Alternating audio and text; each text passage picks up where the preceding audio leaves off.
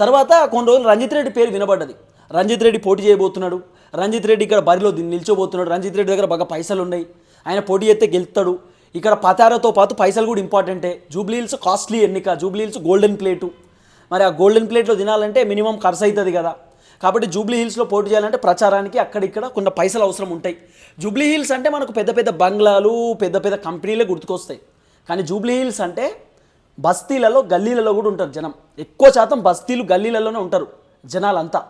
వాళ్ళందరూ కాంగ్రెస్ వైపు పాజిటివ్ ఉండాలి, కానీ కాంగ్రెస్ పైన పాజిటివ్ లేరు. రేవంత్ రెడ్డిని విమర్శిస్తున్నారు, రేవంత్ రెడ్డిని తిడుతుర్రు. 6 గ్యారెంటీలు 420 హామీలు ఆగమైపోయినాయి, డమాలైపోయినాయి, రేవంత్ రెడ్డి చెప్పినాయి అన్నీ ఫెయిల్ అయిపోయినాయి.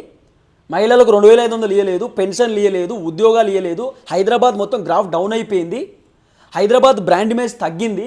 కేటీఆర్ కేసీఆర్ ఉన్నప్పుడు హైదరాబాద్ని పీక్ లెవెల్లో తెరపైకి తీసుకుపోయారు. రేవంత్ రెడ్డి వచ్చిన తర్వాత హైదరాబాద్ ఆగమైపోయింది, చిన్నాభిన్నం అయిపోయింది, తెలంగాణలో పైసలు లేవు, అప్పులు ఉడతలేవు అంటున్నాడు. రావాల్సిన కంపెనీలు కూడా ఇడికెళ్ళి వెళ్ళిపోయినాయి, జాబులు కూడా లేవు, జాబులు కూడా వీకేశారు. మొత్తం కంపెనీలన్నీ దివాలా దిశ వెళ్ళిపోతున్నాయి. జనాల వర్షన్, సిటీలో ఉన్నటువంటి జనాలు ఎక్కువ కూడా హైదరాబాద్ బ్రాండ్ ఇమేజ్ గురించి ఆలోచన చేస్తారు, హైదరాబాద్కి సంబంధించి సిటీ గురించి ఆలోచన చేస్తారు. ఏమైనా పేరు పెరిగిందా తగ్గిందా, హైదరాబాద్ ఇమేజ్ పెరిగిందా తగ్గింది, ఇవన్నీ ఆలోచన చేస్తారు. ఇట్లా ఆలోచన చేస్తే హైడ్రా దెబ్బ ఒకటి, తర్వాత రియల్ ఎస్టేట్ దెబ్బ ఒకటి, ఇవన్నీ కూడా రేవంత్ రెడ్డి కొంత ఇబ్బందికరంగానే మారుతున్నాయి. కాబట్టి పూర్తి స్థాయిలో కొంత వెరిఫై చేస్తే రేవంత్ రెడ్డి పైన జూబ్లీ హిల్స్కి సంబంధించినటువంటి జనం మండిపడుతున్నారు.